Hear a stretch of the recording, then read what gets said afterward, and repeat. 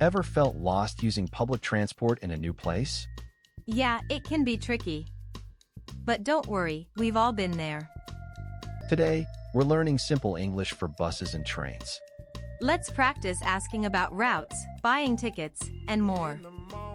Anna, I need to get to the main library. You can ask, which bus goes to the main library? Which bus goes to the main library? Got it. Or, how do I get to the city center by bus? How do I get to the city center by bus? That's really useful. The driver might say, take bus number 22. Bus number 22. Okay, that's easy to remember.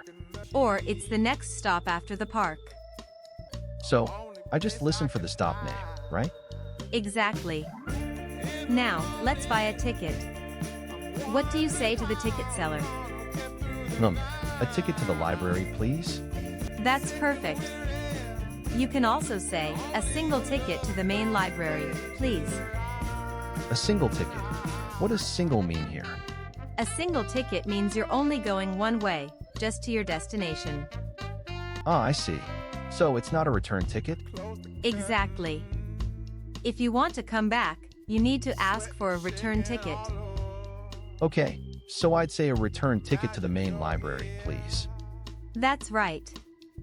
Then they might ask, do you want to pay by cash or card? I can say card, please, or cash. And don't forget to ask, how much does it cost? How much does it cost? Yeah, that's a really important question. Let's practice again. You're buying a ticket. Okay, a single ticket to the park, please. How much does it cost? Great.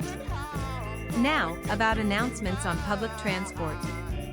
They can speak really fast, can't they?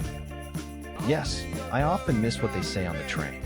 Typical phrases are, the next stop is, The next stop is, or mind the gap between the train and the platform. mind the gap. That means I should be careful, right? Yes, exactly. Watch your step. Pay attention to the space between the train and the platform. Like a warning, got it. Another one is, this train is delayed. Delayed means it's late, right? Yes, that's right. It will arrive later than planned. So, if I hear delayed, it means I have to wait longer. One more common phrase is, please stand clear of the doors. Stand clear of the doors.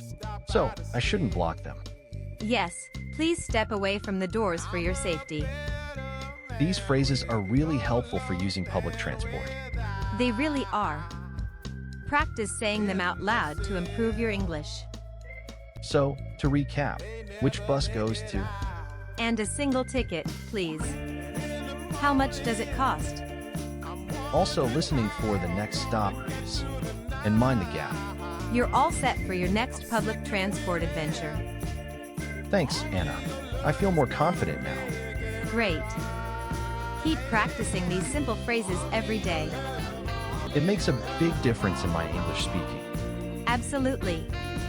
You'll see improvement if you practice regularly. I will try to use them next time I'm on the bus or train. That's the right attitude. Practice makes perfect. And it helps me think in English instead of translating. Exactly. Speaking English without fear is key. Thanks for the helpful tips, Anna. My pleasure, Sam. Keep up the good work and don't forget to shadow us. I will. It's really helpful for my pronunciation. That's right. Shadowing helps with your speaking and listening skills. What does shadowing mean exactly? It means repeating what we say, right after we say it. Like echoing what you say. Yes, that's a good way to put it. Try to repeat after us as much as you can. I'll try shadowing next time I listen to your conversations. Fantastic. You're doing great, Sam. Keep it up. Thanks, Anna. This conversation was really helpful. You're welcome. Remember, practice every day to improve your English. I will. Thanks for the encouragement. Anytime, Sam. You're on the right track.